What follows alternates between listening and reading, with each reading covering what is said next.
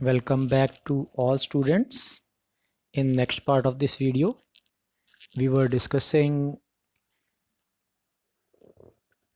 engineering properties of the rocks, जिसमें और वो कौन सी engineering properties जो कंस्ट्रक्शन साइट पे जो रॉक्स मौजूद हैं वहाँ से हम सैंपल लेके लैब में पहुँचा रहे हैं और उनका टेस्ट कर रहे हैं। उनमें 5 तरह के अलग अलग प्रॉपर्टीज़ को हमें यहाँ डिस्कस करना है, जिसमें से एक प्रॉपर्टी हम लास्ट वीडियो में डिस्कस कर चुके हैं, कौन सी, यूनिएक्सियल कंप्रेसिव स्ट्रेंथ। नेक्स्ट जो प्रॉपर्टी है हमारी वो है टेंसाइल स्ट्रेंथ। तो शुरू करते हैं इसको। Tensile strength is the maximum stress that a material can withstand while being stressed और पुल्ड बिफोर ब्रेकिंग। क्या होता है कि टेंसाइल स्ट्रेंथ मतलब टेंशन देना। उस हम पर्टिकुलर रॉक को एक टेंशन देंगे, उसको खींचेंगे। टेंशन कब आएगी? जब उसको हम खींचेंगे।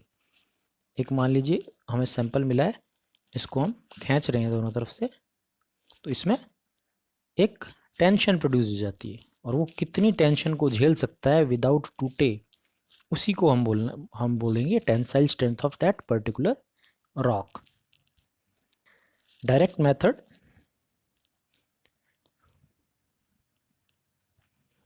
इसके दो मेथड्स हैं टेस्ट करने के, या तो डायरेक्ट मेथड से टेस्ट कीजिए या इनडायरेक्ट मेथड से।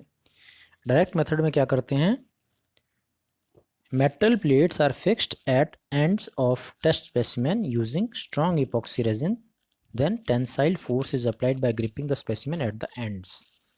Tensile stresses are seldom required accurately, thus the direct methods are commonly not used. क्या होता है कि कई बार किसी टेस्ट को करने के लिए प्रोसीजर इतना कॉम्प्लिकेटेड हो जाता है कि बार बार उसको करना या प्रॉपर तरीके से उसको करना हमारे लिए पॉसिबल नहीं हो पाता, या हम उसे करते हैं लेकिन क्योंकि उसमें कोई ना कोई चूक हो गई तो हमारे रिजल्ट्स ख़राब हो जाते हैं। तो उसके लिए भी हमने कुछ तोड़ या यूं कहें जुगाड़ कर रखे हैं कि डायरेक्ट मेथड ना यूज़ करके हम इनडायरेक्टली उसके आसपास की वैल्यू निकाल लेते हैं, जो कि करना ईजी भी है और जिसमें गलतियों के चांसेस कम है। इसलिए यहाँ पे दो तरह के मेथड जो बता रखे हैं, डायरेक्ट और इनडायरेक्ट। डायरेक्ट मेथड तो जो वास्तव में होना चाहिए, और इनडायरेक्ट मतलब एक शॉर्टकट तरीका है कि हाँ आसपास की वैल्यू एक पता कर ली, एक मोटा मोटा एक आइडिया मिल गया उस चीज़ का। तो डायरेक्ट मेथड जो यहाँ पे है वो आप पढ़ेंगे तो भी समझ आ जाएगा कि थोड़ा सा ये कॉम्प्लिकेटेड सा है, करना थोड़ा मुश्किल है। इसमें क्या करते हैं, metal plates are fixed at the end of the test specimen using strong epoxy resin, then the tensile force is applied by gripping the specimen at the ends. इसमें क्या करते हैं हम, जो हमारा टेस्ट स्पेसिमेन है, मान लीजिए ये हमारा टेस्ट स्पेसिमेन हमने लिया,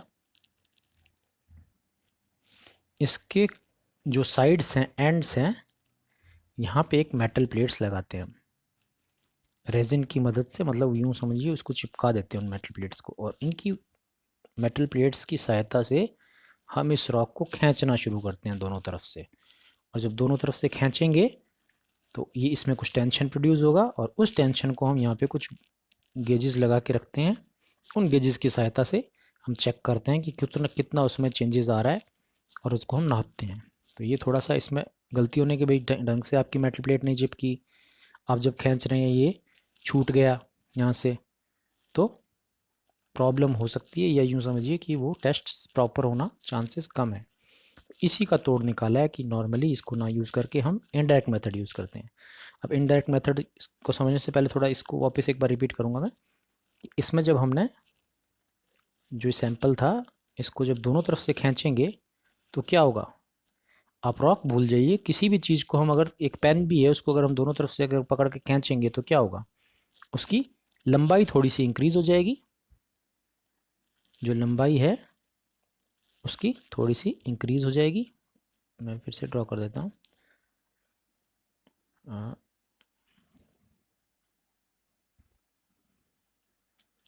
अगर हम उसको खींचेंगे तो उसकी लंबाई तो इंक्रीज़ होगी, लेकिन डायामीटर जो उसका है वो रिड्यूस हो जाएगा और लेंथ इंक्रीज़ हो जाएगी। इसी चीज़ को बेस बनाकर हम अपना इनडायरेक्ट मेथड चेक करते हैं कि भाई लंबाई तो हम इंक्रीज़ कर रहे हैं और उसको नापना मुश्किल है, तो हम क्या करते हैं कि हम उसकी डायामीटर को कम करने की कोशिश करते हैं। ठीक है, तो इसमें क्या करते हैं हम, test cylinder is loaded diametrically in such a way that applied loads would develop tensile rupture along the diametrical plane of the specimen। इसमें हम स्पेसिमेन को डायमेट्रिकली रखते हैं और इसके ऊपर लोड डालते हैं। इसके प्लेटफॉर्म पे रखा और यहाँ से इसको लोड देते हैं हम। यहाँ इसके ऊपर हमने लोड डाला और इस लोड डालने की वजह से क्या होगा, कुछ देर तक तो ये लोड को झेलेगा और उसके बाद में ये एक रप्चर हो जाएगा, ये यहाँ से डायमेट्रिकली टूट जाएगा, दो हिस्सों में कन्वर्ट हो जाएगा। तो वो लोड जब ये डायमेट्रिकली टूटता है उस लोड को हम नोट कर लेते हैं और उसी से हमारा कैलकुलेशन होता है टेंसाइल स्ट्रेंथ का एक इनडायरेक्ट मेथड, जिसको हम ब्राज़ीलियन टेस्ट भी बोलते हैं। ये आसपास की एक वैल्यू दे देता है, एग्जैक्ट तो नहीं बोल सकते, एग्जैक्ट तो डायरेक्ट मेथड से आएगा। The test cylinder is loaded diametrically in such a way that the applied loads would develop a tensile rupture along the diametrical plane of the specimen. Loads are gradually increased till the cylinder fractures. The load P at the rupture being thus known, transverse strength TS is calculated by the formula TS equals to 2P upon pi dl। जब जिस point पे वो diametrically, वो जो हमारा cylinder था वो rupture हो गया, डायमेट्रिकली दो पार्ट में डिवाइड हो गया, उस लोड को, उसको P से डिनोट किया है और उस लोड को हम नोट करते हैं और उसी से हमारी ट्रांसफर स्ट्रेंथ या टेंसाइल स्ट्रेंथ निकल के आती है, जिसका फार्मूला ऑन कैलकुलेशन ये निकलता है TS equals to 2 times of load upon pi DL, multiplication of its diameter और उसकी लेंथ का, जहाँ D and L are diameter and length of the specimen respectively. अब यहाँ हम इस डायग्राम में देख सकते हैं, ये देखिए, ये जो हमारा डायरेक्ट मेथड था उसका ये एक इस तरह का लेबोरेटरी का एक असेंबल होता है, इस मशीन के अंदर वो डाल रखा है और इसको हम एक्सटेंड कर रहे हैं। ये थोड़ा सा कॉम्प्लिकेटेड है और ये हमारा सिंपल वाला इजी वाला method, indirect method Brazilian test, जिसमें हमने इसको डायमेट्रिकली ऊपर से इसमें लोड दिया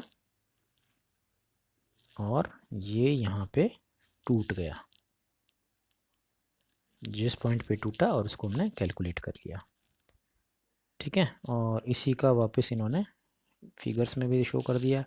ये डायरेक्ट टेस्ट, इसमें हम इनको दोनों तरफ खींच रहे हैं और जैसे ही पॉइंट आएगा जहाँ पे ये टूट जाएगा उस पॉइंट को नोट कर लेंगे। या फिर ये सिंपल वाला ब्राज़ीलियन टेस्ट, इसमें डायमेट्रिकली हमने इसमें प्रेशर डाला और ये हमारा फार्मूला निकल के आया।